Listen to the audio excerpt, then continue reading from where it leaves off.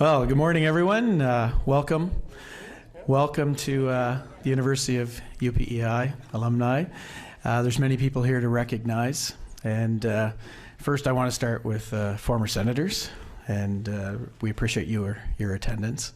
Also, representatives from the university, others, media. Good morning, and thank you for joining us for this very important funding announcement for the University of Prince Edward Island. My name is Heath MacDonald. I'm a member of Parliament for Malpeque, for the many of you who don't know me, and I will be the MC for today's event. I would like to acknowledge that the land on which the announcement is taking place is the traditional territory of the Mi'kmaq people. And obviously we're joined by some wonderful individuals here today, colleagues and former colleagues, and we're expecting some great comments from each of them. So first of all, I wanted to thank the Minister of Finance, Chrystia Freeland, for breakfast this morning. I appreciate that.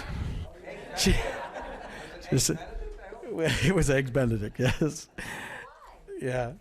And the Honourable Dominic LeBlanc, Minister of Intergovernmental Affairs and Infrastructure and Communities, for being here this morning, coming across the bridge.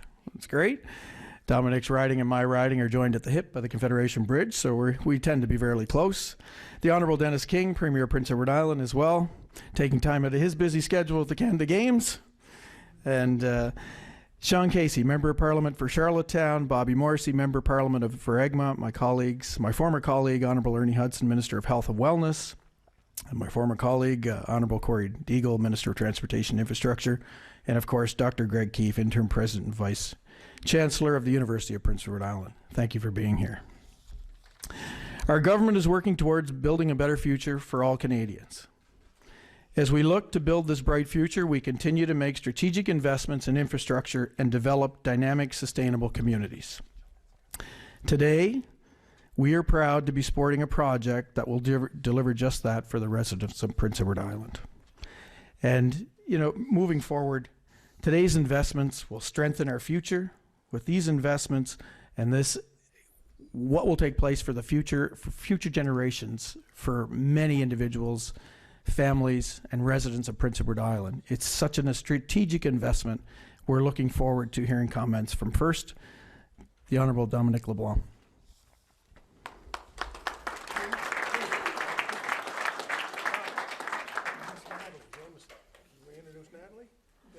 Oh, you forgot Natalie? Okay. See, okay, so this is what's going to happen, right? You want to be able to blame the guy that spoke before you for having botched the introductions. Anyway, Roger, thank you I'm sorry you missed Natalie, but I'm very, very happy to be here. Alors, bonjour tout le monde. Good morning. Heath, thank you for the introduction. Premier, it's nice that you showed up here with your entire cabinet. I'm particularly happy to be here with my buddy and my colleague, our Deputy Prime Minister and Finance Minister, Chrystia Freeland, and obviously my colleagues, Bobby, Sean, and Heath from the House of Commons. I'm glad to see former colleagues who served in the other place in the Senate with us here this morning as well. Lawrence McCauley would have obviously wanted to be here, but he's on his 26th visit to Europe this year. So Lawrence is not able to join us, but he is obviously very excited and supportive of the good news that all of us are sharing with Islanders and for Islanders today and for Atlantic Canadians. Chrystia, I wanted to say I spoke to Chrystia at about a week ago, and I said, Chrystia, what time is it in Bangalore?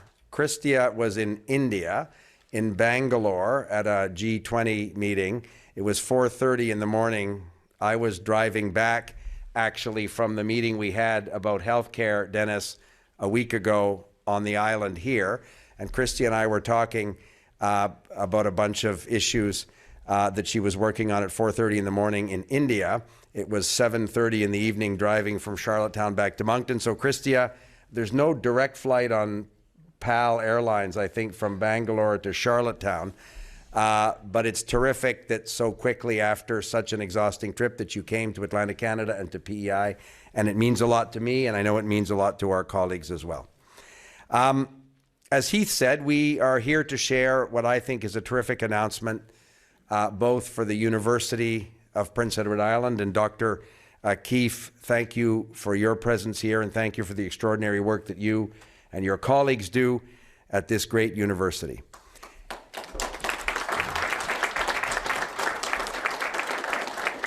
Investments in infrastructure can obviously have far-reaching impacts in communities big and small across the country. Not only do they improve the quality of life and the well-being of Canadians, but they're vital to our economy. They're vital to the social and public infrastructure necessary to keep communities safe and healthy. And infrastructure should and can be a key part of delivering better, state-of-the-art, accessible healthcare services to Canadians. So that's why I'm proud to announce that today, the Government of Canada is investing $9.5 million to construct a new health education building that will be the home to the new Faculty of Medicine at the University of Prince Edward Island campus.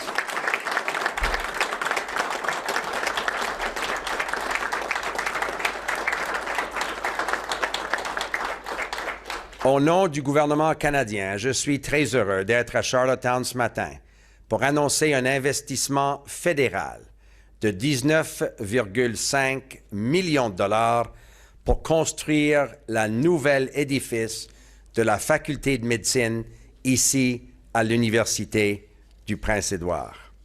Beginning in 2025, this state-of-the-art facility will provide clinical opportunities for medical students, while also improving access to primary care for Islanders. And Premier, this is something that your government has consistently raised with us in the very constructive and positive conversations we've had around the healthcare accords that we've been arriving at over the last number of weeks. And I want to salute your leadership, Dennis, nationally, at the Federation, at the Council of the Federation, in getting the country to a better place in terms of delivering high-quality, accessible healthcare services to Canadians.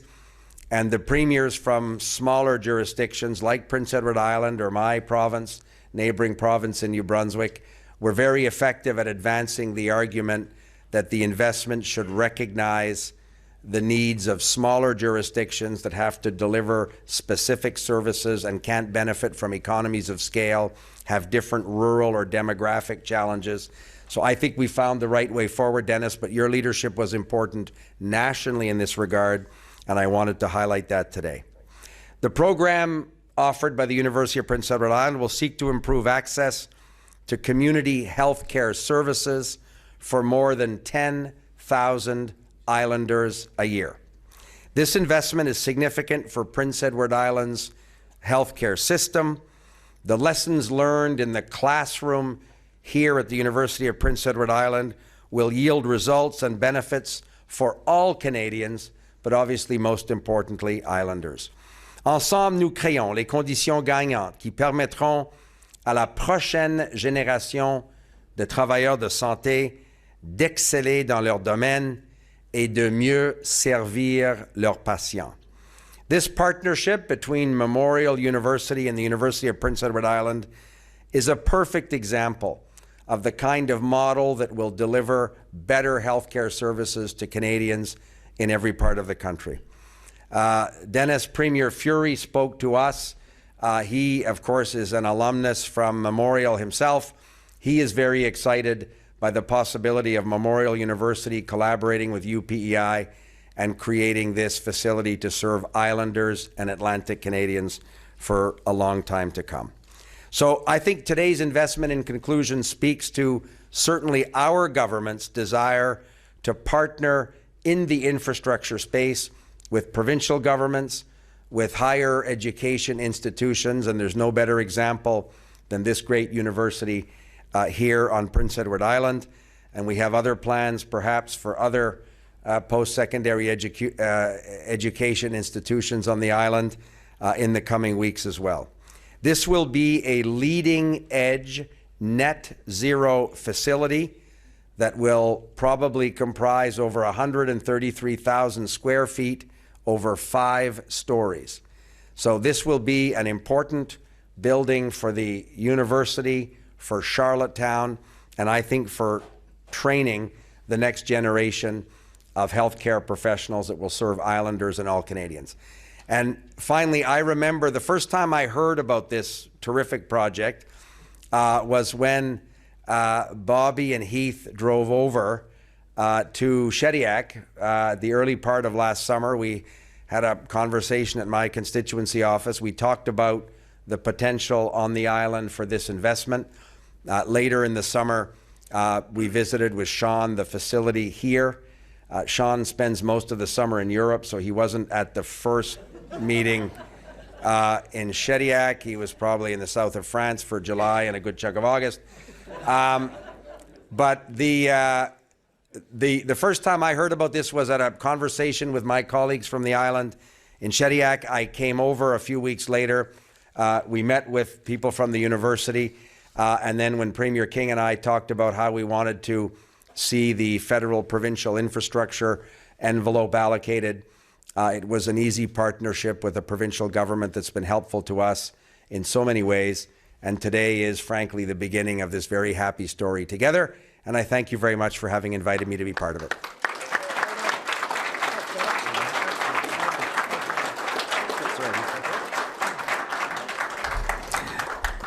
Thank you, Dom. Always interesting comments, but you know, look, you know, after that day we met in Shediac, he didn't take me to breakfast, but that's okay. But you know, yes, but the time that it took to turn around this file, I've been in government for a few years now, and I must say to you and our next speaker, thank you on that behalf, because the turnaround time on this file was expeditious.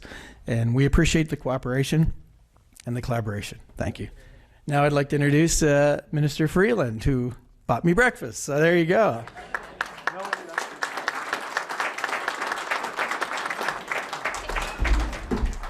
Okay. Thank you, Malcolm. I may not need an introduction, but I benefit from a step, I guess. So thank you very much, Heath. It's really, really great to be here. I was on the plane flying from Toronto last night, and I got to chatting with the people sitting around me. Some of them recognized me, but the lady right next to me didn't. And she asked me where I lived, and I told her Toronto. And she said, "Why'd you live there? You should live on P.E.I. It's great." And I have to say, being here today, I understand why she said that. And it is really, really a pleasure to be here. Obviously, great to be here with Dom, great to be here with our wonderful P.E.I. caucus, with Heath, with Sean, with Bobby, and thank you very much to our partners in the provincial government, to Premier King, to Ministers Hudson, Deagle, and Jameson, and also to our senators, our retired senators. It's really, really great to have you here. And really great to have the leadership from P.E.I. This is a great day for the island. It's a great day for Atlantic Canada. And that's really ultimately because of you, the work you've done, and the work you're going to be doing in the future. And I myself, you know, come from actually a much more remote community than Charlottetown. And I know how important it is to be able to have the education so your kids can stay home and get the training they need, and so you can have the professionals your community needs. And so I think this is going to be really a generational project. I think it's going to change the lives of a lot of families and a lot of people, and this is really about building for the future. So I'm really, really glad to be here. Nous nous retrouvons dans une situation où le système public universel de soins de santé du Canada est soumis d'énormes pressions, tant ici sur l'île que dans tout le pays. Nos problèmes existent depuis de longtemps et la pandémie n'a fait que les aggraver. Un système de soins de santé publique robuste, fiable et universel est au cœur de notre identité canadienne. Et c'est ce que les Canadiens et Canadiennes méritent. C'est pourquoi l'annonce faite récemment par le ministre LeBlanc est si importante. That's why last month our government unveiled a historic plan to strengthen public health care across Canada. All told, our plan will deliver $198.6 billion in additional federal funding for healthcare over the next 10 years. So just think about that number. That's almost $200 billion. That's a lot of money going into our healthcare system, and it's a good investment because we need our healthcare system. I really do believe it's something that Canadians are rightly proud of, and we need to invest in it to make it fit for purpose for today. I really do want to say, you know, Dom, Minister LeBlanc, as we have been reminded today, he's a very funny guy. He is fun to spend time with. And I think sometimes he's so fun to spend time with, it's easy not to really appreciate what he's accomplishing, even as he's telling some good jokes and making us all have a good time. When I look at how this federal health care plan has been rolled out at the unprecedented speed with which we now have agreements across the country, it really makes me proud to be Canadian. It gives me confidence that our country does work, that we are able to work together and we're able to invest in something so precious, our healthcare system. And it makes me really grateful to my colleague, Dominic. So well done, Dom.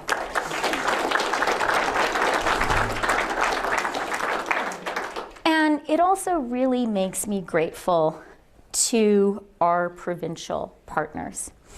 Here on P.E.I., this agreement is going to mean over $1 billion. $1 billion. That's a lot of money in additional federal health care funding over the next 10 years. That's going to mean better healthcare data and better health outcomes for Islanders. It's going to mean better support for healthcare workers here on the island and across Canada. It will mean better access to quality, timely healthcare across P.E.I.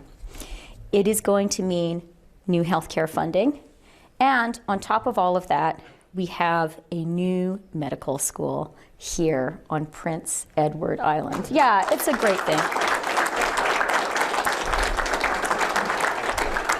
And I just want to be sure we all get the numbers straight. Sean wanted me to underscore, because he was listening very attentively, it's $19.5 million from the federal government invested in this important effort.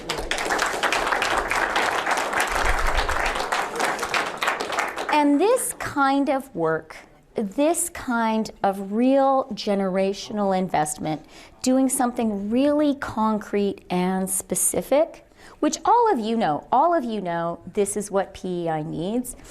And I think everyone here understands the real benefit is going to be for our children and even our grandchildren. And that is what good, smart, responsible people do. They invest today for something that is going to help us in the future.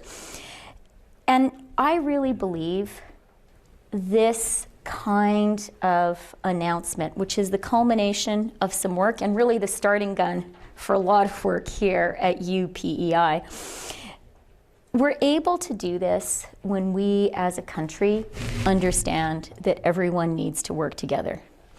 The federal government, the provincial government, people in communities, university leaders. And I do want to take a moment to really thank Premier King his colleagues, one thing I think we all learned during COVID is Canada can be really strong and effective when we remember every single person who is elected in the country is elected by the same people. We're elected by Canadians. And once we get past election night, our job is to forget about all that partisanship and just try to do a good job for the people who gave us the privilege of serving them for a while. I just want to point out that, we are not perfect. No one is perfect. For sure, no cabinet minister is perfect, and my husband and children would give you lots of evidence of that when it comes to me. But we did, as a country, really a remarkably good job during the pandemic. It was really hard. A lot of people made sacrifices. But there was a study published by the Canadian Medical Association Journal last summer. And I think it's an important one because what they calculated was that if Canada had had the mortality rates of the United States, not very far away, a country we're very familiar with, an additional 70,000 Canadians would have died. So think about that. That is more than the entire population of Charlottetown. Whenever I think about that number, I think about my dad and my aunts and all the older people in my life, because those are the people, some of them wouldn't be here today. And so I really want to take this opportunity to thank everyone who made those sacrifices, and above all, to thank the healthcare workers who really made it possible for us in as a country to get through, save a lot of lives.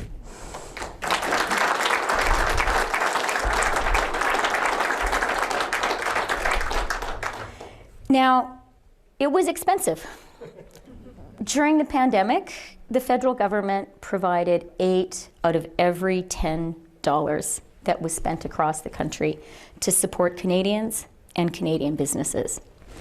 That was absolutely the right thing to do. It helped us achieve some pretty remarkable healthcare outcomes, and it has also laid the groundwork for a strong recovery from the COVID recession.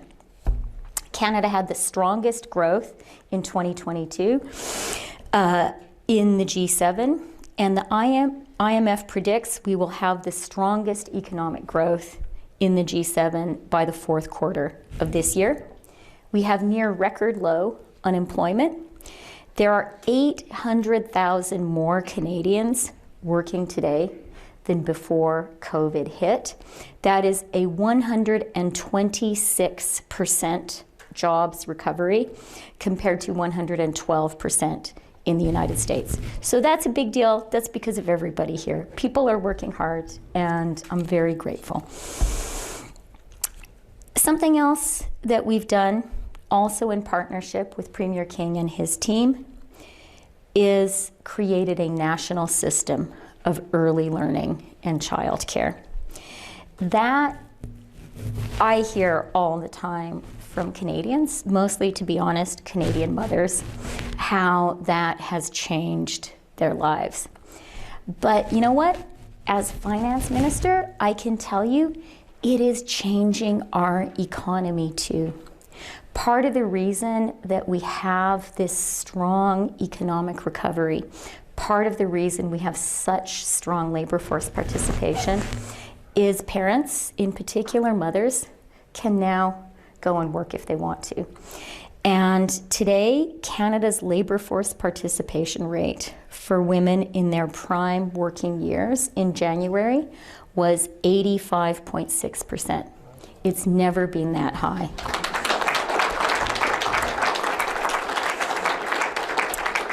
And at a time when a lot of business people talk to me about labor shortages, how that is holding them back, isn't it great that mothers in our communities can get a job if they want one and be confident that their kids are being taken care of, and not just being taken care of, are learning in great, great environments. So I really do want to thank the government here in P.E.I. for working with us on that. And you guys have been real leaders in early learning and childcare. So look, in conclusion, really, really glad to be here. Grateful for the cooperation, grateful for the hard work of Islanders getting through COVID and now positioning us for a really, really strong recovery. Today's announcement, I think, is another example of what we can achieve when we all work together. And I'm very much looking forward to continuing to work with all of you, with the provincial government, with my P.E.I. colleagues, to continue building an economy that works for all Canadians. Merci beaucoup.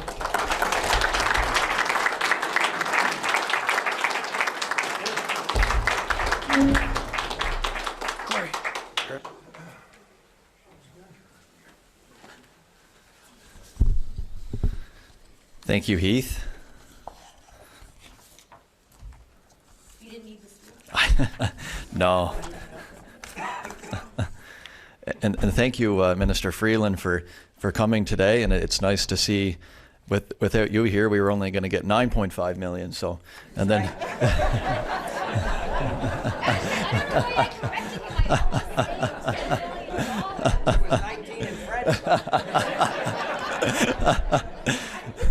We could just do 9. No, we'll take the near 20. Thank you. Thank you, and good morning, everyone. And on behalf of the province of Prince Edward Island, I'd like to thank you all for joining us today. We are pleased to have the Honourable Chrystia Freeland, Deputy Prime Minister of Canada, with us today. Deputy Prime Minister, we welcome you to our province and thank you for the federal government's continued support for initiatives that are important to all Islanders. And I'd also like to welcome Minister Dominic LeBlanc to P.E.I. as well. We first met back in November in Moncton for FPT meetings, and we always appreciate a visit from our neighbor from across the bridge. So very, very pleased to have you here today. And I think it benefits P.E.I. that our Federal Minister of Communities and Infrastructure is from the Maritimes. And I think we've certainly seen that in his support. And I know that your understanding and respect of our region will serve P.E.I. well as we continue discussions on future infrastructure programming. And as we work to address the potential impacts of climate change and support the quality of life of Canadians, I will continue to advocate for infrastructure programs that are fair and equitable to smaller jurisdictions like Prince Edward Island. I feel that I have a willing partner on that, and I know our island MPs are also advocating strongly for P.E.I., as Bobby Morrissey did just 20 minutes ago, already putting in his paving requests. They never. And whether it is school or healthcare facilities, roads and bridges, public transportation, storm and wastewater improvements, or investments in our local rinks and recreation facilities, our joint investments in infrastructure make a huge difference. And today's announcement is another step to strengthen Prince Edward Island. And with that, I would like to introduce the Premier of Prince Edward Island, the Honourable Dennis King, to announce the provincial investment to this project. Thank you.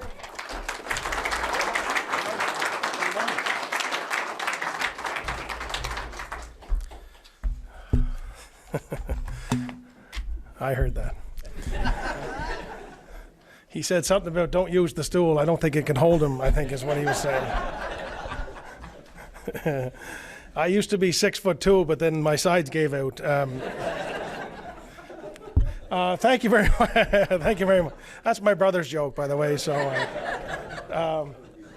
I want to say thank you, Cory, for the introduction, and welcome to Chrystia. Thanks for being here, for your kind words and your great leadership and partnership through some difficult times. I remember the first time you came into my office and we sat down and met, and I think you were having a spirited discussion with a colleague of mine who shares a certain shade of color with me, and made some kind of comment about it would be nice to find somebody who we could work with, and I think ever since then we've worked well together. So thank you, and thank you for rounding up that check. That's very important. We just would have called Lawrence anyway and straightened this out. But I also want to say to Dom, I think Chrystia is very right. Dom does tend to undersell a little bit the value of what he's brought to these projects. I know just our recent project with the bioaccelerator, for example, and some of the other projects that we're working on, they don't get over the line easily, and not that we need to get into a big, long conversation about the federal infrastructure programming, but it doesn't always fit a perfect box for a small jurisdiction like Prince Edward Island. But somehow through it all, through the length of this project, I think we're the only province who spent all of our infrastructure money. So that's because we're very creative. So yeah. And that's in no short order and measure to our MPs, who are also tremendously helpful to get projects introduced and not just shoved off the table because they might not initially meet the basic criteria. So I've enjoyed a very strong relationship with Bobby, with Sean, with Heath, and with Lawrence, and I think it really bodes well. And I think the fact that in the last couple of weeks there's been, when you add up the health money and the bioaccelerator and others, we're probably in excess of $1.5 billion of federal money that's come to P.E.I. So I would be billion. So I would say, on behalf of all Islanders, thank you very much. Thank you. I also want to well, I didn't even count that. So. But it's great, and I also want to, my colleagues who I work with, I think we can all relate to the fact that sometimes it's me because I'm the Premier who stands here, and Dom has said some nice things and Chrystia has said some nice things, and that's wonderful. But we have a great team, and I think when you look at this project and you realize this is an infrastructure project that involves Cory and his department, this is an educational institution that's going to require the financing and leadership of Natalie's Department of Education, and of course health and wellness with Minister Hudson. All of these individuals and their staffs and so many others have worked so hard to get to here. So I want to make sure that they get the recognition that they deserve, because we wouldn't be here without them. So thanks to you.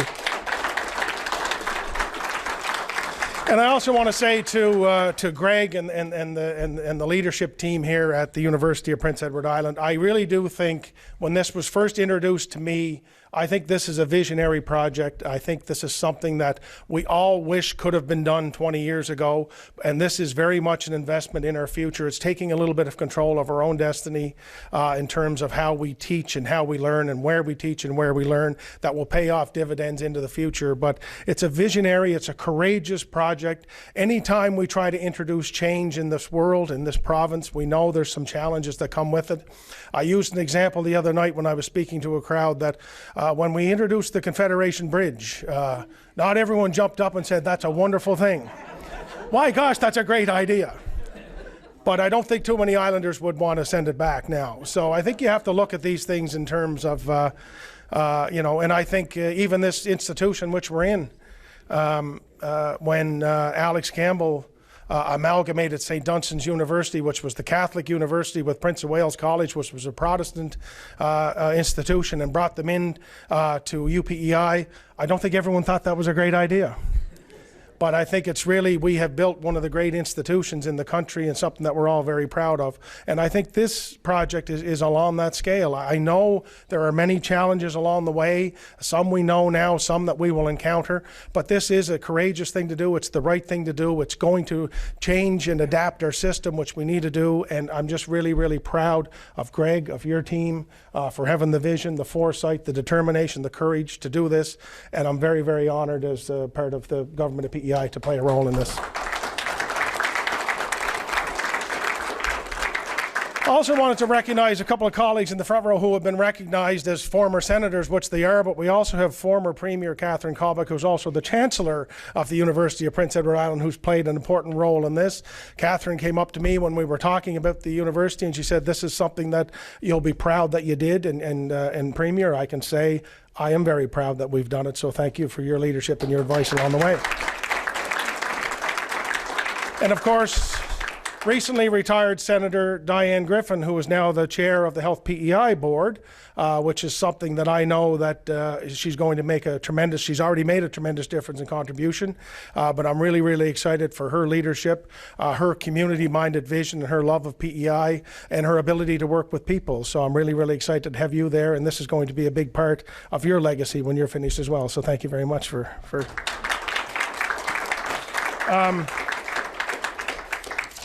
I feel like I should stick to my notes, but I've skipped. And Dr. Dickerson, I want to also mention, because Herb Dickerson has been a big figure in our province for many years, and he's been promoting an institution such as this since I first got to know him in the middle 1990s. So I hope that you're proud that your legacy is part of this as well, and your vision. So thank you for being here as well. This is wonderful.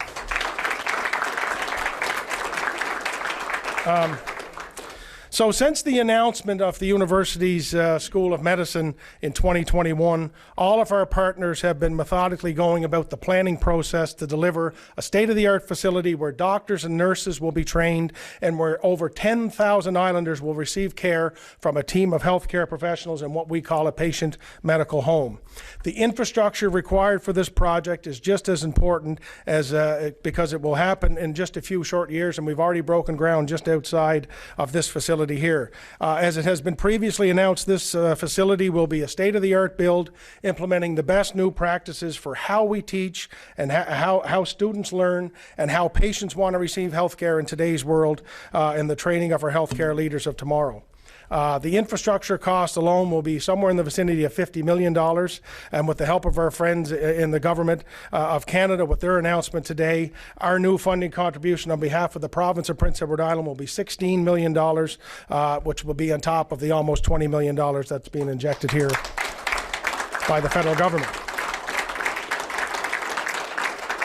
And I think it's also important to know that while this facility will be housed here at the university in Charlottetown, this partnership allows us to focus more as a province and to focus more financial resources on preparing our health system for the future as we change and adapt, improving our hospital facilities across P.E.I, the Queen Elizabeth Hospital, the Prince County Hospital, Western Hospital, Kings County Memorial Hospital in Malpeque, and so many other things that we will be doing now that will be needed as before we begin the process to accept our first cohort of students.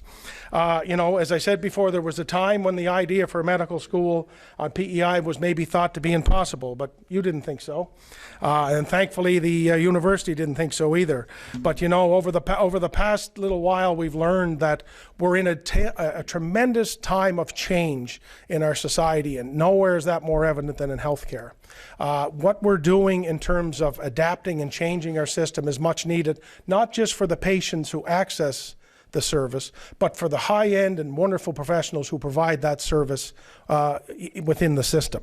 And that's why the system needs to change, and that's why we're in this period of change. That's why we're working on things like patient medical homes and trying to have a collaborative center of service for healthcare professionals. When you talk to healthcare professionals who are graduating school, they want to work within a collaborative system. The days of a family doctor working in rural PEI having 35,000 patients and doing house calls are long gone. They want to work within a collaborative system of delivery, and that's what we should want as people as who access the service as islanders. Primary to everything is access to service. I think you hit it on the head, Chrystia, is what we need is access to quality service.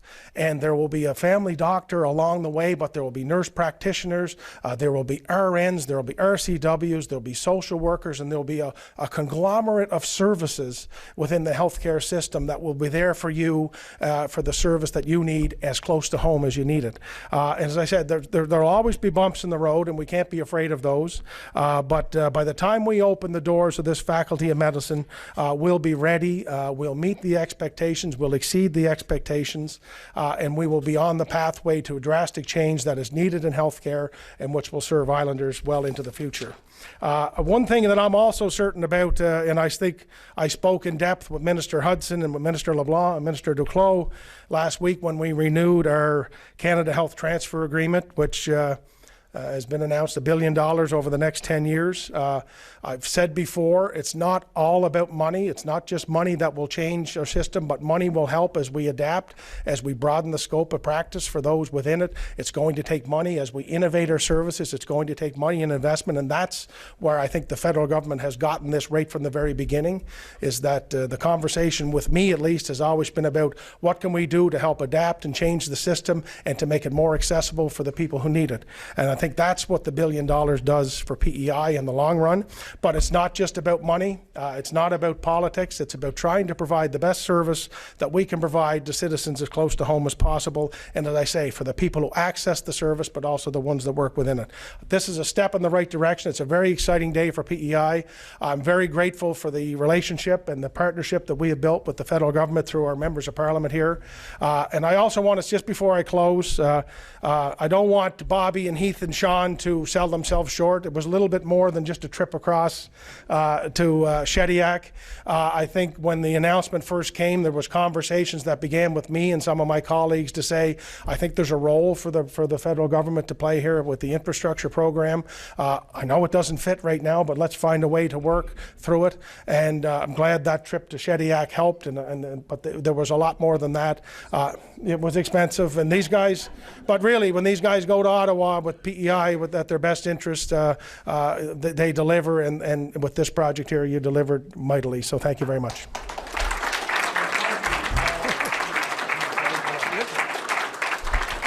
Yes, Dennis, it was a lot more than $20 to cross the bridge that day, I can tell you that. Without further ado, and you know, I do have to say, Greg Keefe and Myrtle, Bobby and I had the opportunity to visit St. John's and spend a few days there, and we walked out of there together and we said, wow, we need this. And we pushed pretty hard to get it, and with Sean and Lawrence's help, and of course our collaboration. But it's not just a training facility.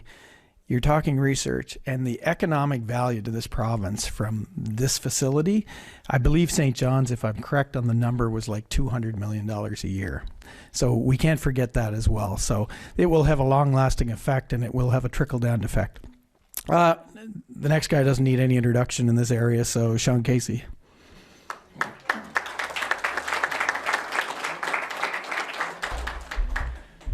Thank you very much, Heath.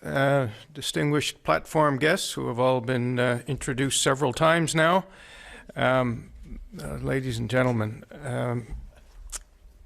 when you see the collection of speakers and public officials here, I'm reminded of something that happened to me about 4 years ago. At that time, I was in the role of Parliamentary Secretary to the Minister of Fisheries, Oceans and the Canadian Coast Guard, a position that was once held by our friend Dominic. But when I was the Parliamentary Secretary, as some of you may know, the job of a Parliamentary Secretary is to allow the Minister to be in two places at once. So I was dispatched as the Parliamentary Secretary to represent the Government of Canada at a graduation ceremony for Coast Guard officers at the Coast Guard College in Sydney. And as all of you here know, sometimes graduation ceremonies can go on quite long. And this one did. And there were many speakers. And one of the, after several long speeches, the Coast Guard College has an affiliation with the College of Cape Breton, the University of Cape Breton, Cape Breton University. And Dr. Keefe and former Premier Colbeck and Dominic would know this, but the president of Cape Breton University was a fellow by the name of Dave Dingwall. So after several fairly lengthy speeches, President Dingwall stands up and he says, "The hour is late, much has been said, and brevity is the hallmark of public speaking." He said about two more sentences, he sat down to thunderous applause. And immediately after him, the Commissioner of the Canadian Coast Guard got up and he said, "The hour is late, much has been said, and brevity is highly overrated." And he proceeded with his 12-page speech. I'll be somewhere in the middle. When we look at the evolution of the University of Prince Edward Island, I remember back to when the introduction of a Master's in Business Administration here at UPEI was a big deal. And it was, and it still is. But now we're cranking out engineers, and nobody ever thought that would be possible. Jean-Yves Duclos was here not too long ago, and the Atlantic Veterinary College is now approved to do COVID wastewater treatment, wastewater testing for COVID, something that will, sustain our resilience for future pandemics and others. And here we are announcing a medical school.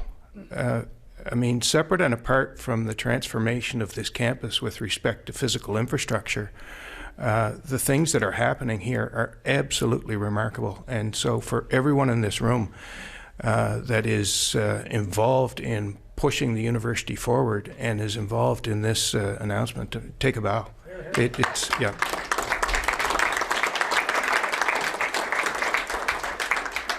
And as the Member of Parliament for Charlottetown, I couldn't be more proud of the federal investment that's happening here of late. You look down at a brand new learning center, and Don Allen is beaming with pride over there, I'm sure, that has been so well received. We have a $92 million modernization of the Daniel J. MacDonald building, which is a vote of confidence for the continued presence of the national headquarters of the Department of Veterans Affairs here in Prince Edward Island. We're down to the finishing strokes of a $100 million overhaul of Province House. We had $25 million investment out at the bioaccelerator, something that will contribute significantly to the diversification of the economy here in Prince Edward Island. And this today. So, I mean, all of these things are, they're not designed to solely benefit the island in the term of office of the people that are making those announcements. These are investments in our future. And I think it's absolutely humbling that the government of Prince Edward Island and that the government of Canada have that much faith and confidence in the people behind all of these investments, in the people that are going to make them benefit future generations. And it absolutely affirms my decision to choose public life. Thank you, everyone.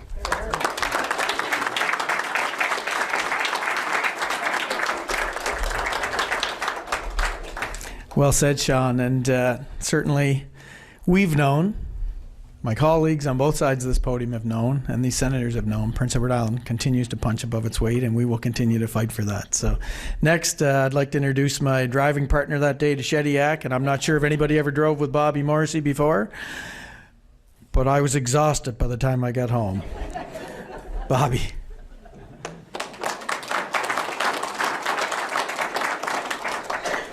Thank you, Heath. And he made me pay the toll, Mr. Premier, Mr. Ministers. And that is a project we'll continue to work on. Everything has been said. I want to thank the University of Prince Edward Island and key players. Dr. Keefe has stepped in. Myrtle Jenkins-Smith, who has been part of my political life over the years, for showing the leadership. To you, Premier, for embracing that. And to my colleagues for supporting this initiative. As Minister LeBlanc, my colleague Dominic pointed out, it's the role of politicians who are elected to make sure that the programs designed by the bureaucracy are adaptable to the needs of the community. And you too, Minister Freeland, Minister LeBlanc, you exercise that very, very well. So thank you. Thank you for your leadership. We would not be here today without that. And of course, this will be happening, Madam Chancellor, on your watch. My former boss, Catherine Colbeck, who is now Chancellor. And this will be the third pivotal changing of what is now UPEI. It began with the amalgamation of Prince of Wales and St. Dunstan's University into the University of Prince Edward Island. The second great one was the establishment of the Veterinarian College in 1984. I was here for that, Mr. President. And now today is, as Sean and Heath pointed out, is the third, the establishment of a med school. And to all the naysayers, take a time to look. One of the things that the med school at Memorial did well is they have a wall, Mr. Premier, Mr. Minister, and they have framed all the negative commentary on the establishment of Memorial Med School. And it's interesting to read those, as Heath and I did. But as he pointed out, anybody that was spending time there with the dynamic team, and I must say the three leaders of that progressive university, Madam Deputy Prime Minister, are all women. Of course. Dynamic leadership. And one of those is steering this, I was going to say marriage, but it's the wrong term, this collaboration between P.E.I. and Memorial. And of course, sitting with us today is Dr. Herb Dickinson. And I have to acknowledge, very few of them, that Herb was instrumental in convincing me to embrace the concept of a med school and to get behind it and support it publicly. And that was in 2018. And I remember that. It was a hot July day, and both of us were in Lennox Island attending a traditional ceremony. And Herb, yes, at first I sort of dismissed it, like a lot of people are today. But you insisted on me taking the time to sit down long enough to listen to your pitch and then to explore it, which I did. So thank you. Thank you for that intervention. In closing, I'm going to read, because Myrtle gave me an article this morning when I walked in, Mr. Premier and ministers.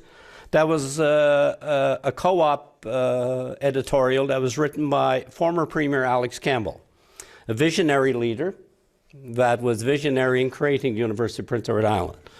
He was a political role model that convinced me that, as Sean pointed out, public life is a noble calling, and you can make change. And he wrote in this guest opinion, and it's fitting today, P.E.I., it must be considered to be the university of all religious faiths, the university of each and every ethnic group, in short, the university of all islanders. It will be our university and our program for the island, a university that can grow as we grow, and one that all islanders can support, utilize, and cherish. 1,000 stories can be told about the events, frustrations, and successes that have taken us to this time and place. Each story represents a step toward the fulfillment of a dream. To the founders past and present, to the many benefactors, and to the leaders who have tirelessly carried the torch, you have taken the university into the fullness of island life. You rank well among Canadian universities. You attract top students and faculty members. I can note with certain pride the extraordinary progress achieved over the past years. And I would remind ourselves, and this is key, that if the university is to grow as we grow and adapt to the changing needs, then it must have the resources to do so. Today is all about providing the University of Prince Edward Island with the resources to carry it into the next generation students, one that will serve Premier all of Prince Edward Island, which it must do, and one that we Islanders will be extremely proud of for years to come. Thank you for everybody that was part of this.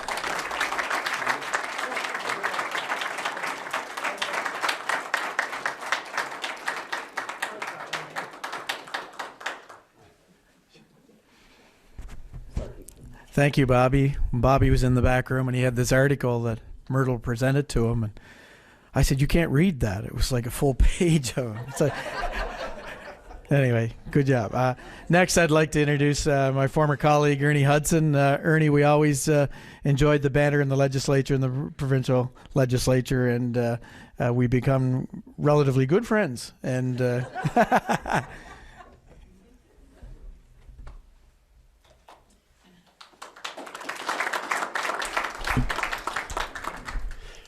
Well, thank you, Heath. I thought that introduction was going just great until you used the word relatively. I thought we were good friends. But with that, it certainly is. It's a pleasure to be here with you this afternoon. Ministers Freeland and LeBlanc, it's great to have you here in the island. As I'm sure you know, and as Sean could give you almost a day-by-day update, but we're hosting the Winter Games here in the province. So I would strongly, if you do have the time, Sean could probably take you to some of the medal ceremonies, because as I understand, Sean, you're presenting medals probably 3 or 4 times a day. So he could give you the schedule for sure. Bobby, always great to be in attendance at any event with you. Just a suggestion, maybe yourself and I could get together, compare our paving lists, and then we will get a meeting with Cory. Good idea. I'll take you up on that. Okay, sounds good. Premier King, Minister Deagle, Minister Jameson, it's always a pleasure, as I said, to be with you as well. And I want to thank you for the great team that we have put together, working together as a team in partnership on initiatives, not only initiatives such as this, but so many others. And what it comes down to is initiatives for islanders that not only presently, but for generations to come are certainly going to benefit islanders. President Keefe, again, Greg and I go back a ways, and I don't know if it's the same with, and I do. I have a tendency, when I see President Keefe, it's always, how are you doing, Greg? And the reason for that, and he may feel the same, it may be rather than Minister Hudson, good day, Ernie.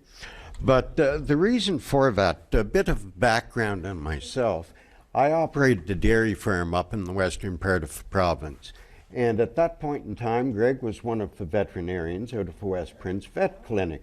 So we got to know each other quite well with that background. And at that point in time, President Keefe, I don't know if we ever would have looked into any crystal ball that would have seen where we were going to be in 15, 20 years down the road. Chancellor Colbeck, it's always great to see you. Diane, look forward to a great working relationship with you, and thank you for taking on the responsibility and the vision that I know that you bring with it as the chair of the Health P.E.I. Board of Directors. So thank you. Herb, again, just to follow up, I think, on Bobby's comments. It was probably within about 12 hours after April 23rd of 2019, the election, when I was elected, Herb drops a letter off to me.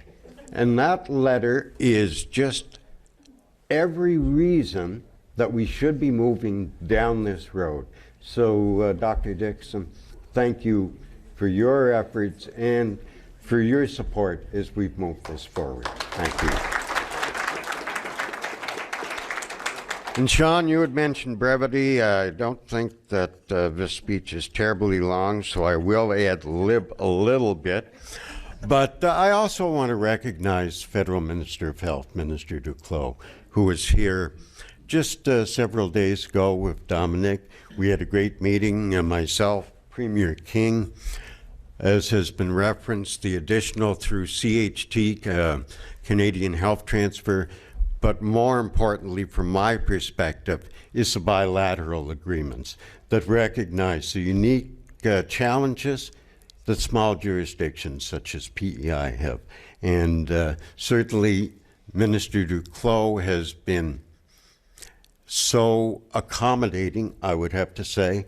And starting back in April 23rd, it's been my pleasure to be the co-chair of the federal, provincial, territorial ministries of health with Minister Duclos. Certainly appreciate his efforts and all of the initiatives that we are moving towards. So once again, it is a pleasure to be here as we make another historic step toward the establishment of Prince Edward Island's first medical school. I do, as I've said before, want to thank the federal government for contributing to this very important project. And I also want to thank our educational officials, the administration of UPEI, and their counterparts at Memorial University for making this great, and it is a great development, possible.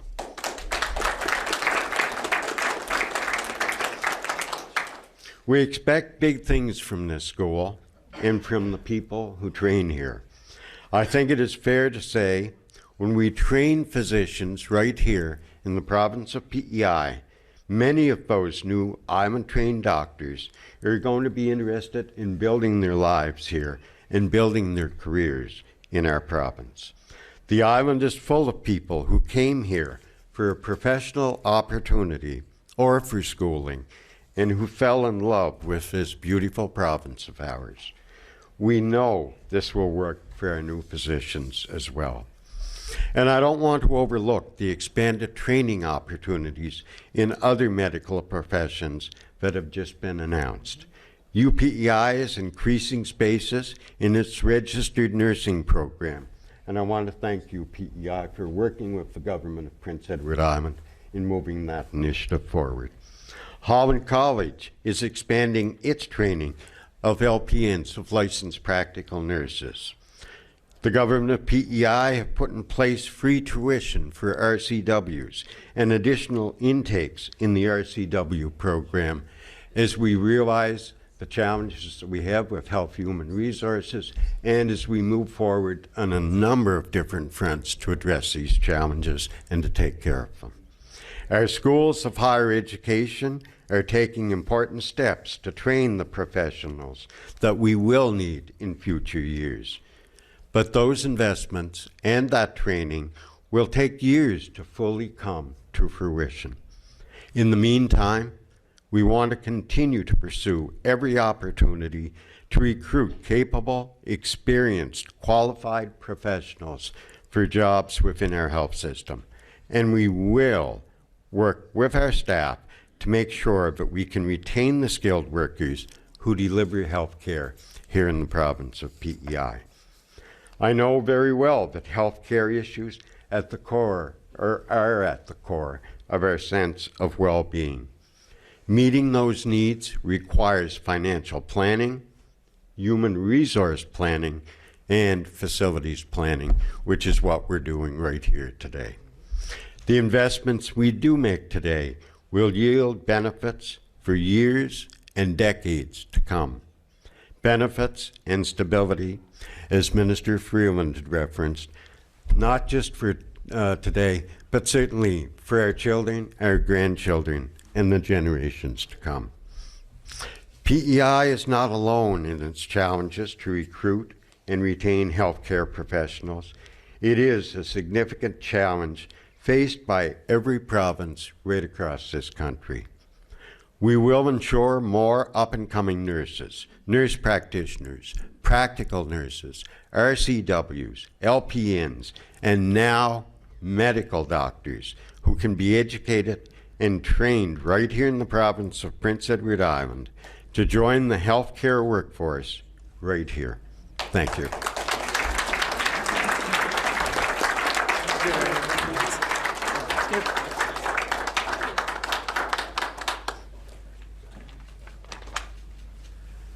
Thank you, Ernie. Well said. And now I'd like to introduce maybe not necessarily one of the politicians, but the interim president. When I say interim president, you think of someone that may sit on their hands or someone that, may just go through the motions.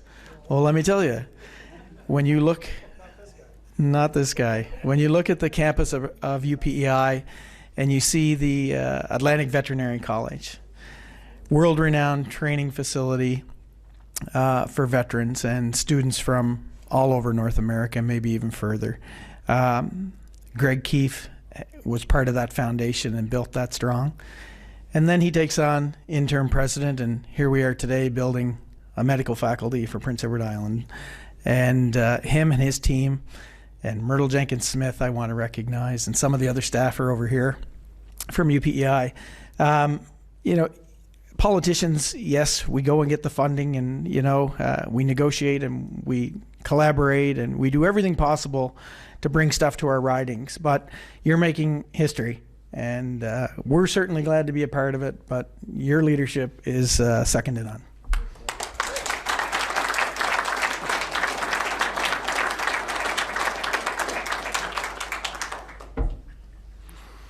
Thanks, Heath, and thanks to everyone for the kind comments. Bobby mentioned in his comments the importance of the vet college, and Ernie alluded to the fact that actually, Ernie, it's probably closer to at least 30 years ago, not 15 or 20, but we had a lot of great conversations with Ernie and I, well, I had my hand somewhere inside a cow. You can have some interesting conversations during those meetings. So I am a veterinarian, and I have been at the Atlantic Veterinary College now for 27 years and 7 years as dean, and I appreciate the acknowledgement of the importance of AVC to PEI as well as this new initiative.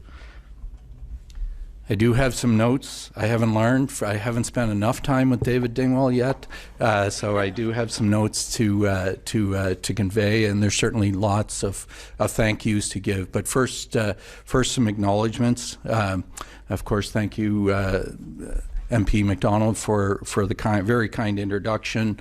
Welcome to the UPEI campus for Deputy Prime Minister Freeland, for Minister LeBlanc, for Premier King, MPs Casey and Morrissey, Ministers Hudson, Deagle, and Jameson. I do want to say a special thank you to someone who's become an incredible mentor to me, and that is Chancellor Colbeck, who I also recognize as a former Premier and a Senator as well. Diane Griffin, the chair of Health PEI, and also a former senator, to deputy ministers that are present here today. Also to members of the steering committee for the development of Faculty of Medicine and the joint medical degree with Memorial University. I want to recognize their presence here today. UPEI vice presidents, the CIO, associate vice presidents, deans, faculty members, and staff. So welcome to everyone to the UPEI campus. I am very pleased, of course, to be part of today's announcement, which supports UPEI in its goal of establishing a Faculty of Medicine leading to a Doctor of Medicine degree. I always stumble on that one a little bit because I'm so used to saying Doctor of Veterinary Medicine degree, but leading to a Doctor of Medicine degree program in partnership with Memorial University of Newfoundland. Our team has worked diligently on establishing the program, and it falls under 3 pillars: accreditation and curriculum, health system integration, and that's a big one that we're working on right now, and of course infrastructure. And today's announcement supports vital infrastructure on the UPEI campus. The university is grateful to both the federal and provincial governments for this infrastructure that will support current and future training needs for physicians, as well, and I think this is important and it's been noted, as well as a variety of other health professionals and practitioners in our community, providing much needed human resources to Prince Edward Island. It's a 5-story, more than 130,000 square foot building, which is being constructed just behind the current building that we're in. It will include an expanded UPEI Health and Wellness Clinic, which will transition to a patient medical home accommodating 10,000 patients. The facility will be a model of primary health care delivery for PEI. Medical learners will train using a collaborative approach with other allied health professionals. Additionally, the facility will feature state-of-the-art simulation laboratories and clinical skills spaces. These facilities will support interprofessional health education programs in addition to medicine, including nursing, nurse practitioner, and the paramedicine program, among others. These spaces will also be available for continuing education for physicians, for other health professionals, and for the broader community. A joint medical degree is a new endeavor in Canada. Initially, the program will be under Memorial's accreditation and transition shortly after, when full accreditation of the joint program is granted by the Committee on Accreditation of Canadian Medical Schools. There's also approval required by the Maritime Provinces Higher Education Commission and the Atlantic Advisory Committee on Health Resources. That is required as well. The program will use Memorial's curriculum as a foundation, but I am proud that UPEI is developing innovative curriculum unique to PEI. UPEI brings a wealth of knowledge and strengths in the area of planetary health, which encompasses ecosystem health, animal health, and human health, as well as nursing, climate change, paramedicine, psychology, veterinary medicine, and other applied health disciplines. Prior to the start of the construction last fall, Mi'kmaq elder Dr. Judy Clark, UPEI elder in residence, and a faculty member in our Faculty of Indigenous Knowledge, Education, Research, and Applied Studies, conducted a private sacred pipe ceremony on the site. We are grateful for Elder Judy's guidance, and we are excited to see the progress that has been made since that ceremony was held. I am appreciative of the many members of our university community, physicians, and the broader island community who have been working tirelessly to advance this initiative. Together with our partner, Memorial University, we will support the development of the next generation of physicians for this province. I was happy to share the news of today's announcement with my co-chair on the steering committee, Dr. Margaret Steele, Dean of the Faculty of Medicine at Memorial, and Dr. Kathy Vardy, Executive Director of Medical Program Development for UPEI. Both send their regrets at not being able to attend today, but I can't stress enough how fortunate we are to have such a great partner in Memorial University.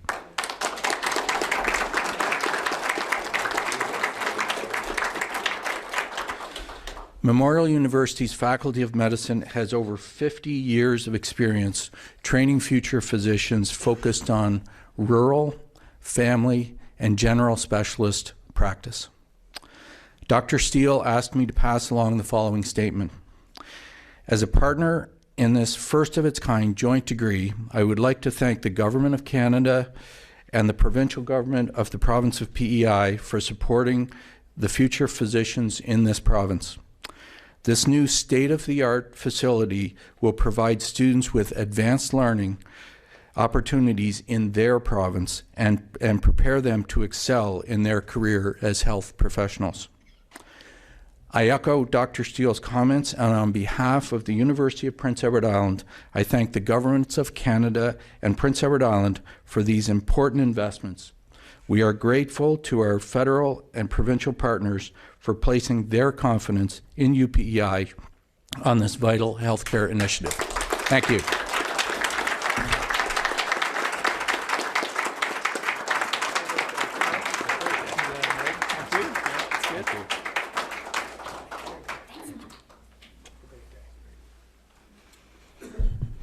I guess you can tell who the politicians are. That was the shortest speech, by the way.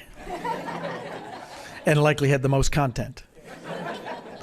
Thank you, Greg. Yeah. Thank you, Greg. That's the ending of today's ceremonies. We're going to do, if we can, a quick photo op with dignitaries and the university, and then we'll open it up for media questions. So if we could, I guess, move outside for a quick photo op, or are you doing it in here? Just stay here. Okay, perfect.